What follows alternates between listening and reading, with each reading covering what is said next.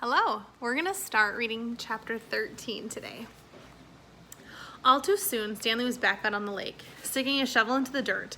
X-Ray was right. The third hole was the hardest. So was the fourth hole, and the fifth hole, and the sixth hole, and the...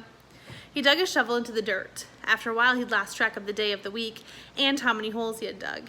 It all seemed like one big hole, and it would take a year and a half to dig it. He had guessed that he had lost at least 5 pounds. He figured that in a year and a half, he'd either be in great physical condition or else dead. He dug his shovel into the dirt. It couldn't always be this hot, he thought. Surely it got cooler in December. Maybe then they froze. He dug his shovel into the dirt. His skin had gotten tougher. It didn't hurt so much to hold the shovel. As he drank from his canteen, he looked up at the sky. A cloud had appeared earlier in the day. It was the first cloud he could remember seeing since coming to Camp Green Lake. He and the other boys had been watching it all day, hoping it would move in front of the sun. Occasionally it'd get close, but it was just teasing them. His hole was waist deep. He dug his shovel into the dirt. As he dumped it out, he thought he saw something glisten as it fell into the dirt pile. Whatever it was quickly buried. Stanley stared at the dirt pile a moment, unsure if he'd even seen it. Even if it was something, what good would it do him? He'd promised to give anything he found to X-Ray. It didn't seem worth the effort to climb out of his hole and check it out. He glanced up at the cloud, which was close enough to the sun that he had to squint to look at it. He dug his shovel back into the earth, scooped out some dirt, and lifted it over the pile. But instead of dumping it there, he tossed it off to the side. His curiosity got the best of him.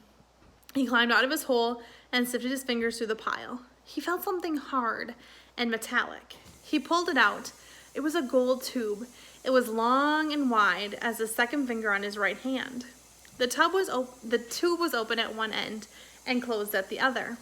He used a few drops of his precious water to clean it. There seemed to be some kind of design on the flat closed end. He poured a few more drops on it and rubbed it the inside of his pants pocket. He looked again at the design and engraved it into the flat bottom. Design engraved in the flat bottom of the tube. He could see an outline of a heart with the letters KB etched inside of it. He tried to figure out some way that he wouldn't have to give it to X-Ray. He could just keep it, but that wouldn't do him any good. He wanted the day off. He looked at the large piles of the dirt near where X-Ray was digging. X-Ray was probably almost finished for the day. Getting the rest of the day off would hardly do him any good. X-Ray would first have to show the tube to Mr. Sir or Mr. Pendanski, who would have to show it to the warden, and by then, X-Ray might be done anyway. Stanley wondered about trying to secretly take the tube directly to the warden. He could explain the situation to the warden, and the warden might make up some excuse for giving him the day off, so X-Ray wouldn't suspect. He looked across the lake toward the cabin under the 2 oak trees. The place scared him. He had been at Camp Green Lake almost 2 weeks, and he still hadn't seen the warden. That was just as well. If he could go an entire year and a half without seeing the warden, that would be just fine with him. Besides, he didn't know if the warden would find the tube interesting. He looked at it again. It looked familiar. He thought he had seen something else like it summer before, but he couldn't quite place it. "What do you got there, caveman?" asked Zigzag. Stanley's large hand closed around the tube. Nothing, just, It was useless. "I think I might have found something." "Another fossil?" "No, I'm not sure what it is." "Let me see," said Zigzag. Instead of showing it to Zigzag, Stanley brought it to X-Ray. Zigzag followed. X-Ray looked at the tube and then rubbed his dirty glasses on his dirty shirt and looked at the tube again. One by one, the other boys dropped their shovels and came to look. "It looks like an old shotgun shell," said Squid. "Yeah, that's probably what it is," said Stanley. He decided not to mention the engraved design. Maybe nobody would notice. He doubted X-Ray could see it. "No, it's too long and thin to be a shotgun shell," said Magnet. "It's probably just a piece of junk," said Stanley. "Well, I'll show it to Mom," said X-Ray. "See what he thinks. Who knows, maybe I'll get the day off." "Your hole's almost finished," said Stanley. "Yeah, so?" Stanley raised and lowered his shoulder. "So why don't you wait until tomorrow and show it to Mom then?" he suggested. "You can pretend you found it first thing in the morning, and then you can get the whole day off instead of just an hour or so this afternoon." X-Ray smiled. "Good thinking, caveman." He dropped the tube into his large pocket on his right leg with his dirty orange pants. Stanley returned to his hole. When the water truck came, Stanley started to take his place at the end of the line, but X-Ray told him to get behind Magnet, in front of Zero. Stanley moved up one place in line. All right, chapter 14. That night, as Stanley lay on his scratchy and smelly cot, he tried to figure out what he could have done differently, but there was nothing he could do. For once in his unlucky life, he was in the right place at the right time, and it still didn't help him. "You got it?" he asked X-Ray the next morning at breakfast. X-Ray looked at him with half-open eyes behind his dirty glasses. "I don't know what you're talking about," he grumbled. "You know," said Stanley. "No, I don't know," X-Ray snapped. "Just leave me alone, okay? I didn't want to talk to you." Stanley didn't say another word. Mr. Sir marched the boys out to the lake, chewing sunflower seeds all along and spitting out the shells.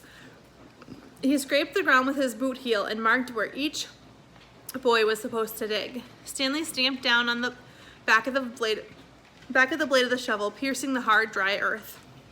He couldn't figure out why X-Ray snapped at him. If he wasn't going to produce the tube, why did he make Stanley give it to him? Why was he just going to keep it? The tube was gold in color, but Stanley didn't think it was real gold. The water truck came a little after sunrise. Stanley finished his last drop of water and stepped out of his hole. At this time of day, Stanley sometimes could see the distant hills or mountains on the other side of the lake.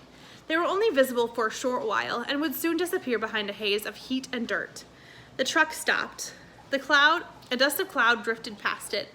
X-Ray took his place at the front of the line. Mr. Pendanski filled his canteen. "Thanks, Mom," said X-Ray. He didn't mention the tube. Mr. Pendanski filled all the canteens, then climbed back into the cab of the truck. He still had to bring water to Group E. Stanley could see them digging about 200 yards away. "Mr. Pendanski!" X-Ray shouted from his hole. "Wait, Mr. Pendanski, I think I might have found something." The boys followed Mr. Pendanski as he walked over to X-Ray's hole. Stanley could see the gold tube sticking out of some dirt at the end of X-Ray's shovel. Mr. Pendanski examined it and took a long look at its flat bottom. "I think the Warden's gonna like this." "Does X-Ray get the day off?" asked Squid. "Just keep digging until someone says otherwise," said Mr. Pendanski. Then he smiled. "But if I were you, Rex, I wouldn't dig too hard." Stanley watched the cloud of dust move across the lake to the cabin beneath the trees. The boys in Group E were just going to have to wait. It didn't take long for the pickup to return. Mr. Pendanski stepped out of the cab. A tall woman with red hair stepped out of the passenger side. She looked even taller than she was since Stanley was down in his hole. She wore a black cowboy hat and black cowboy boots that were studded with turquoise stones. Her sleeves on her shirt were rolled up and her arms were covered with freckles, as was her face. She walked up to X-Ray. "This is where you found it?" "Yes, ma'am." "Your good work will be rewarded." She turned to Mr. Pendanski.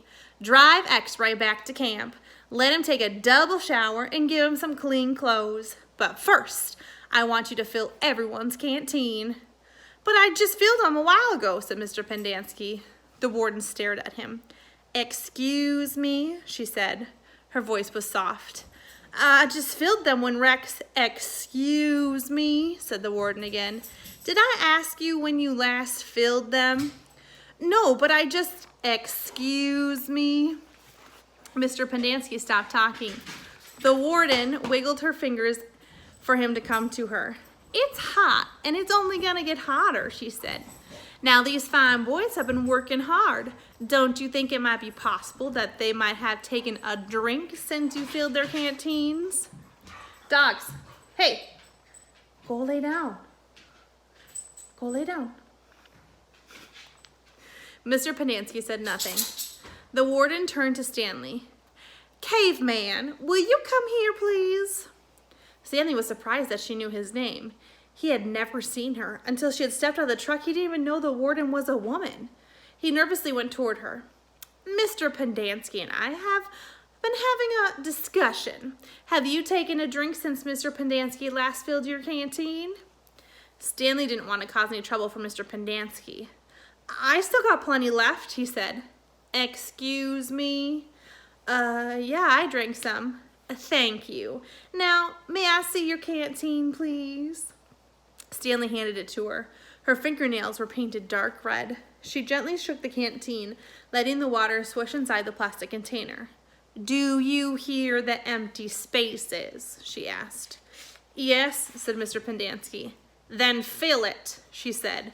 "And the next time I tell you to do something, I expect you to do it without questioning my authority. If it's too much trouble for you to fill the canteen, I'll give you a shovel. You can dig the hole and Caveman can fill your canteen."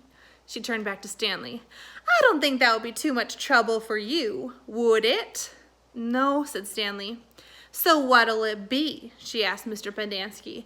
"Do you want to fill the canteens or do you want to dig?" "I'll fill the canteens," said Mr. Pendanski. "Thank you."